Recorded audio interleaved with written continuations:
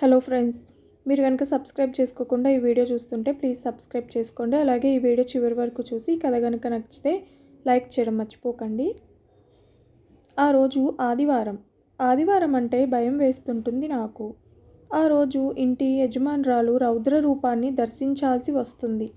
గిన్నెలు విసిరివేయటం, సీసాలు పగలకొట్టడం, తలుపు పిడికిలితో అకారణంగా బాదటం, తన బ్రతుకుని తానే తిట్టుకోవటం చేస్తుంది సునీతమ్మ. ఇది రోజు ఉండేదేలే, మీరు ఆఫీస్కి పోతారు కాబట్టి మీరు ఆ జాతర ఆదివారాన్ని మాత్రమే ఉచితం అనుకుంటారు అన్నది మా ఆవిడ. ఎందుకలా? చూడటానికి నెమ్మదస్తురాలు కనపడుతా ఉంది. ఏమిటి ఆవిడ బాధ అని అడిగా. ఏమో, నాకేం తెలుసు. మీకు అంత కుతూహలంగా ఉంటే మీరే పోయి అడగండి. ఒక దబరా విసిరేయగలదు. తగు రక్షణ చర్యలు తీసుకొని వెళ్ళండి అన్నది లక్ష్మీ నా శ్రీమతి. సునీతమ్మ ఇంట్లో మేముంటున్నాం చాన్నాళ్ళ నుండి. రెండిళ్ళ పోర్షం. ఒక దాంట్లో ఆవిడ కుటుంబం, రెండో దాంట్లో మేము. ఈ మాత్రం అద్దెకి ఇల్లు దొరకటం కష్టమని ఈ ఇంటిని వదలకుండా పట్టుకున్నాం. కాస్త స్లోగా నెమ్మది స్వరంతో సునీతమ్మని, ఎందుకమ్మా అలా గొడవ చేస్తావు అని ఈక నిమిరినట్టు అన్న. దబరాలు విసరకపోయినా అద్దె పెంచుతుందేమో అని కిమ్మనకుండా ఉండిపోయా. సునీతమ్మ 30 ఏళ్లుంటాయి. 20 ఏళ్లకి పెళ్లి జరిగిపోయింది. ఆమె భర్త ఆమె 25 ఏళ్ల వయసు నిండకుండానే మంచాన పడ్డాడు. కడుపు పండలేదు. ఏం జబ్బో మరి. అన్నీ మంచంలోనే. సునీతమ్మ అన్నం కలిపి పెట్టాలి, వళ్ళు తుడవాలి. ఈమెకు ఎంత ఓపిక, సహనం అనుకునేవాడిని. ఈ రోజుల్లో 25 ఏళ్ల వయసులో ఈ దురదృష్టం ఎదురైతే ఏ ఆడపిల్ల ఇంత నిగ్రహం చూపగలదు? దీనంతకి కారణమైన భర్తని పన్నెత్తి ఒక మాట కూడా అనదు. తన కర్మని తిట్టుకుంటూ ఉంటుంది. సంత బజార్ ఫ్యాన్సీ షాప్లో సేల్స్ గర్ల్గా చేస్తున్నది. ఆమె గురించి చెడుగా ఒక్క మాట కూడా వినలేదు. నన్ను మెచ్చుకుంటుంది. మీలా పద్ధతిగా ఎవరూ ఉండరన్నయ్య గారు. కర్మ కొద్దీ షాప్లో చేయాల్సి వస్తున్నది. మగాళ్ళ చూపులను భరించలేకపోతున్నాను. కానీ తప్పదు. ఆయన అలాగా. మందులు మాకులను కొనాలి, కుటుంబం గడవాలి. అటు వాళ్ళు ఇటు వాళ్ళు గడిచిపోయారు. ఒక చేయి వేసి ఆదుకునేవారు లేరు. నా ఉత్తమత్వం ఆమె గుర్తించినందుకు సంతోషించాను. ఒకరోజు అన్నది, అన్నయ్య గారు, పైన రూమ్ ఖాళీగా ఉంది. ఎవరెవరో అడుగుతున్నారు. నాకు మంచి ఎవరో చెడు ఎవరో తెలియదు. మీరే ఎవరైనా తెలిసిన వారికి చెప్పండి, ఇద్దాం. కాస్త పద్ధతిగా ఉండే వాళ్ళని చూడండి. సరేలేమ్మా, చూస్తాను అన్నాను. అది జరిగిన 2వ నెల అనుకుంటాను. ఆనంద్ ఒంగోలు ఆఫీస్కి ట్రాన్స్ఫర్ అయి వచ్చాడు. మా ఇద్దరికీ ఒకేసారి ఉద్యోగం వచ్చింది. పద్ధతిగానే ఉంటాడు. పెళ్లి సంబంధాలు చూస్తున్నారు. వాడికి ఎవరూ నచ్చటం లేదు. కానీ పెళ్లి కాని వీడికి సునీతమ్మ గది ఇస్తుందా? అందుకు పెళ్ళయింది. భార్య పుట్టింట్లో ఉంది.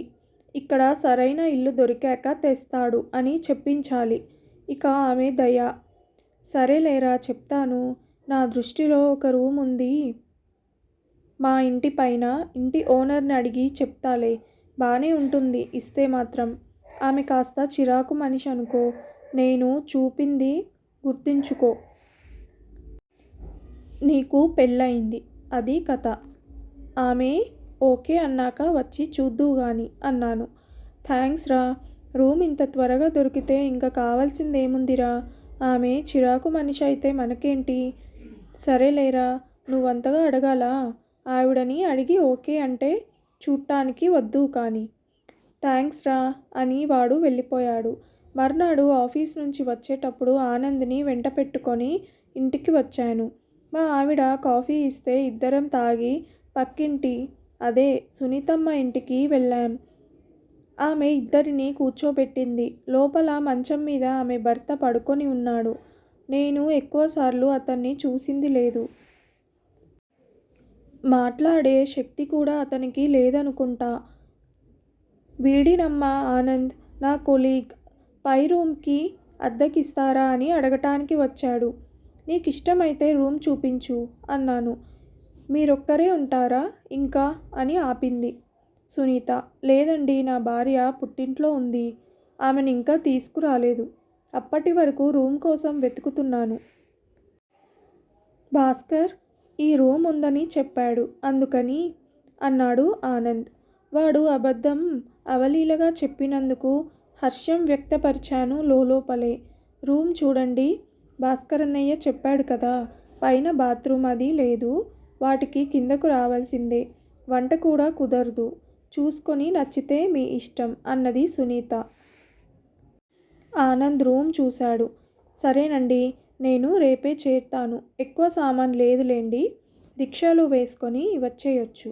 అద్దె ఎంతో చెప్తే అన్నాడు.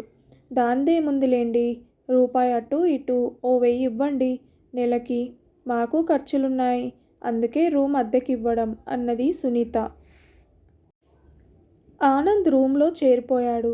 ఆఫీస్ కూడా దగ్గరే కావటం అతనికి కూడా ఆనందంగానే ఉంది. ఒకరోజు ఉదయాన్నే మళ్ళీ సునీత గిన్నెలు విసురుతా ఏదేదో అనసాగింది.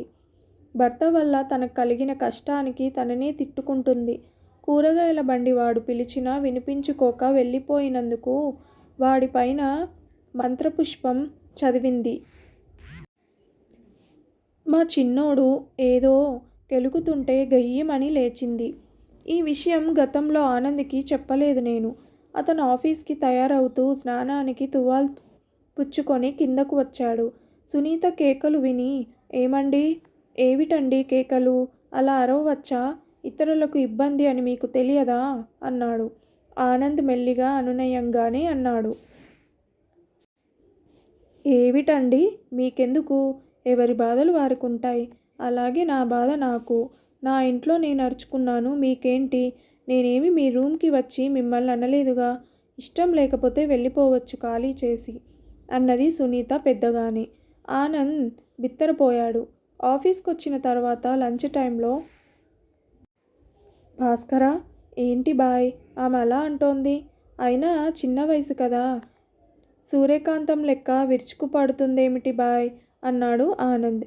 నాకేం తెలుసురా బాబు, మేము 5 ఏళ్ల నుండి చూస్తున్నాం. ఆవిడ అంతే. లేదు బాయ్, ఏదో ఆ అమ్మాయి మనసులో దిగులుంది, అది బడబాగ్నిలా లోపల రగులుతోంది. ఒకసారిలా ఒకసారి బయటపడిపోతున్నది వేరే రూపంలో. అసలు ఆమె మనక్షోభ వేరే ఉంది. దాన్ని అణుచుకునే శక్తి, ఆ బాధ తొలగించుకునే అవకాశం ఆమెకు లేక ఇలా పర్వర్ట్ అయింది. అంటే అది ఇతరులకు చెప్పుకునేది కాదు, ఆమెకు మాత్రమే సంబంధించింది. దానికి మందు ఆమె వెతుక్కోవాలి.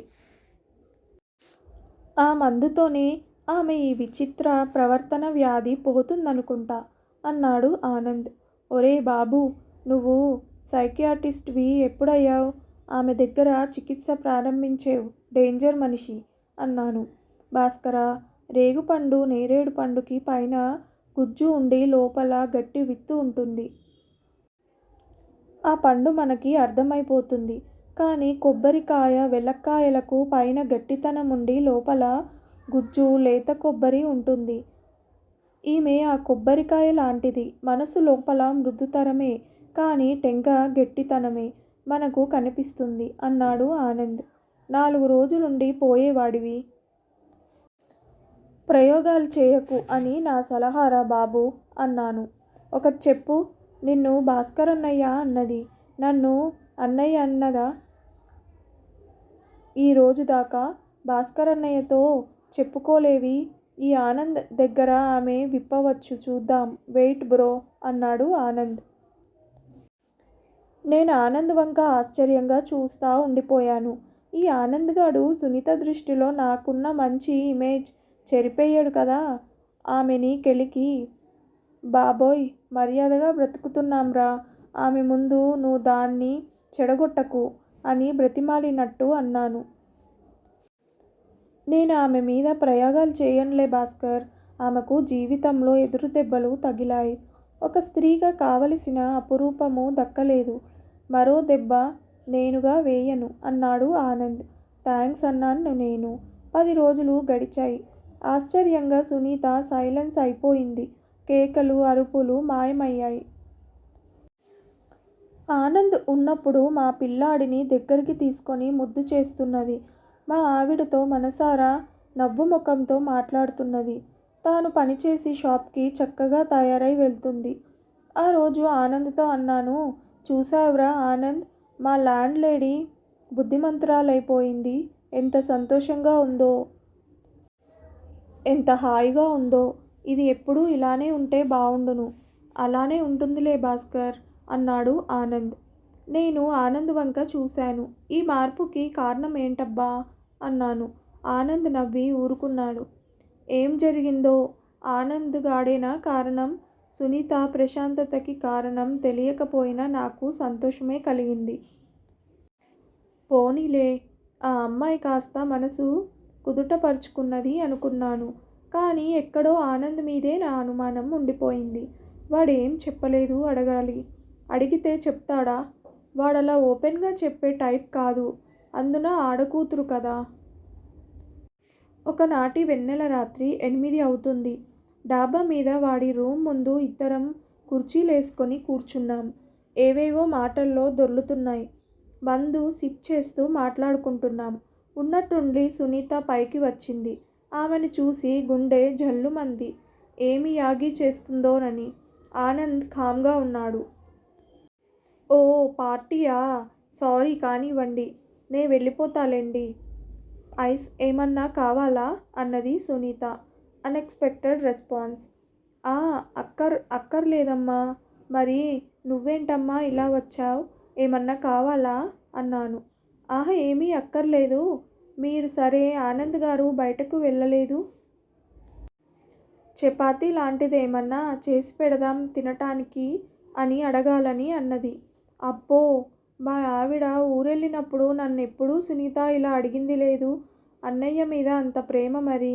ఆనంద్ వైపు చూశాను. అక్కర్లేదు సునీత గారు, నేను వెళ్ళిపోతానులేండి అన్నాడు సునీతతో. సునీత వెళ్ళిపోయింది. సర్లే కానివ్వండి అంటూ, ఒరేయ్ ఆనంద్, చాలా మార్పు కనపడుతోంది. కారణం నువ్వని నా అనుమానం. ఏమంటావ్ అన్నాను నేను. కారణం కాదు, ఆమె స్వయంగా తనకి తానే ఈ మార్పుకి కారణం. అదే ఏంటని మళ్ళీ అడిగాను. అది పెద్ద కథలేవోయ్ భాస్కర్. ఇప్పుడు కాదులే, మరో సెట్టింగ్లో చెప్తాలే. కాస్త అలసటగా ఉంది. భోజనం చేసి వచ్చినా చెప్పలేను అన్నాడు. కింద నుంచి మా ఆవిడ లక్ష్మి కేకేసింది. ఏమండి, ఎక్కడున్నారు? భోజనానికి రారా, 9 అవుతుంది. రఘు అన్నయ్య వెయిటింగ్ అన్నది. వీడు భోజనానికి బయట హోటల్కి వెళ్ళాలి. ఇక ఇప్పుడెందుకులే అని కిందకి దిగాను. అదీ కాక మా బావమరిది వచ్చి ఉన్నాడు ఇంటికి భోజనం చేస్తూ అన్నాను. మా బావగారు రఘురామ్తో, ఏం బావా, ఏమిటి విశేషం? అంతా బావున్నారా? మావయ్య, అత్తయ్య అడిగానని. అంతా బావున్నారు భాస్కర్. అసలు మీరీ మధ్య చీరాల రావటమే మానేశారు. ఒకసారి రాకూడదు అన్నాడు బావ. ఎక్కడ బావా, ఆఫీస్ పనులతో తీరిక ఉండటం లేదు. ప్రమోషన్ వచ్చి కాస్త బిజీలో పడ్డాను. అప్పటికి మీ చెల్లిని వెళ్ళమంటాను, వినదు. వెళ్తే అందరం వెళ్దాం అంటది. కుదరటం లేదు. రేఖ చదువు అయిపోయిందిగా బావా, పెళ్లి సంబంధాలు చూడాలేమో కదా అన్నాను. చూడాలి. అదేమో నే హైదరాబాద్ పోతా, ఉద్యోగం చేస్తానని అంటుంది. వాళ్ళమ్మ ఒకటే గోల, జాబ్లో పడితే పెళ్ళి ఆలస్యం అయిపోద్ది అని. ఏం చేయాలో చూడాలి అన్నాడు. జాబ్ చేస్తే తప్పంట్లే బావా. మంచి సంబంధం కుదిరితే మానేస్తుంది. చేసుకున్నోడికి ఇష్టమైతే కంటిన్యూ, లేకపోతే లేదు అన్నాను నేను. అంతేలే, నువ్వు మనసులో పెట్టుకో. మంచి కుర్రాడు ఎవరన్నా మనోడు మంచోడుగా అనిపిస్తే మాట్లాడదాం అన్నాడు. అట్లాగే అన్నాను నేను. మా ఆవిడ లక్ష్మి బహు సంతోషంగా రేఖకు మంచి అబ్బాయిని చూడాలండి అంది. అబ్బాయి అంటే అదేదో ఫర్నిచర్ వస్తువా? షాప్కెళ్ళి చూడటానికి. మర్నాడు ఆదివారం మా బావని బస్ ఎక్కించి గాంధీ పార్క్ మీదుగా వస్తూ పార్కులోకి వెళ్ళి కాసేపు కూర్చోవాలనిపించి లోపలికి వెళ్ళా. చుట్టూ తిరుగుతూ ఉండగా అప్పుడు ఒక దృశ్యం కనిపించింది. ఆశ్చర్యపోయా. బెంచ్ మీద మా ఆనంద్, మా ల్యాండ్ లేడీ సునీత కూర్చొని మాట్లాడుకుంటున్నారు. ఆనంద్ వాళ్ళలో సునీత అయితే లేదు కానీ ఇద్దరూ ఎడంగానే కూర్చొని నవ్వుతూ మాట్లాడుకుంటున్నారు. నన్ను వాళ్ళు చూడలేదు. నేను వాళ్ళకి కనపడకుండా ఇంటికి వచ్చాను. కాసేపటికి సునీత ఒకటే వచ్చింది. ఆనంద్ రాలేదు. సునీత తన భర్తకి భోజనం పెట్టి తాను తింటున్నది. ఓహో, ఒకేసారి రాకుండా ఇలా ప్లాన్ చేశారన్నమాట. నేను నా భార్య లక్ష్మి వండిపెట్టిన చికెన్ కూరతో భోజనం చేసి బెడ్రూమ్లోకి వెళ్ళి పడుకున్నా. కాసేపు సునీత ఆనందుల ఆలోచనలు పక్కన పెట్టాల్సిన సమయం వచ్చింది. లక్ష్మి కూడా భోజనం పూర్తి చేసుకొని బెడ్రూమ్లోకి వచ్చింది. మా వాడు శ్రవణ్ నిద్రపోతున్నాడు. అన్నం తిని రావోయ్, ఎంతసేపు? ఆదివారం అయిపోతున్నది. ఏది చిలక, నా తమలపాకు చిలక అన్న. లక్ష్మి, తెస్తున్నా, ఈ లోపలే తొందర అయితే ఎలా? నేను ఇంత తినాలా వద్దా అన్నది. మాకు ఆదివారం స్పెషల్ అంటూ ఉంది, మిగతా రోజుల్లో కుదరదు. దీని తర్వాత కథ మరొక భాగంలో తెలుసుకుందాం. ఈ కథ కనుక మీకు నచ్చితే లైక్ చేయడం మర్చిపోకండి. Thank you so much for watching this video.